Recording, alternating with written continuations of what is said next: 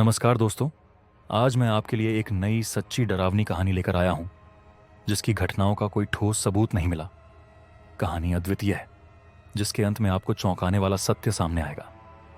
आइए इस डरावनी यात्रा की शुरुआत करते हैं। शांत एक गांव, काली नदी, जहां सभी निवासी एक दूसरे के परिचित थे। एक दिन गांव में अज्ञात एक शव मिला। मृतक की पहचान नहीं की जा सकी, ना ही मौत का कारण सामने आ सका।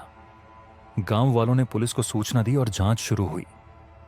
विभिन्न जांच ने विभिन्न नतीजे दिए, पर कोई ठोस निष्कर्ष नहीं निकल सका। कई लोगों ने अपने अपने सिद्धांत रखे, लेकिन सबसे अधिक स्वीकृति मार्ग्या को हत्या का शिकार मानने की मिली। धीरे धीरे गांव में भय की लहर दौड़ने लगी। लोग अपने ही शहर के लिए डरने लगे। कुछ दिनों बाद एक और शव मिला, इस बार भी बिना पहचान के। अज्ञात मौतों का सिलसिला जारी रहा। गांव की जनता डर से कांप रही थी। सबकी आंखों में एक ही सवाल था, ये मौतें कैसे हो रही हैं?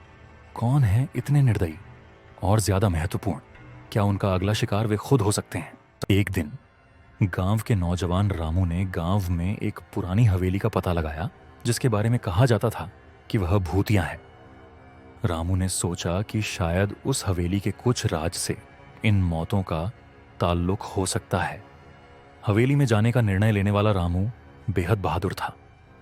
उसने अपने आत्मसात किया और वहां चला गया। हवेली में जाते ही उसने कुछ अज्ञात शोर सुने। वह डर के मारे वापस भागने लगा, लेकिन तभी उसे एक सूचना मिली।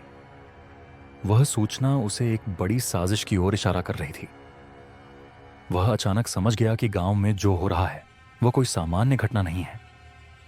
फिर भी उसके पास कोई सबूत नहीं था जिससे वह अपनी बातों का समर्थन कर सके। तभी वह एक बड़ी और डरावनी खोज करता है।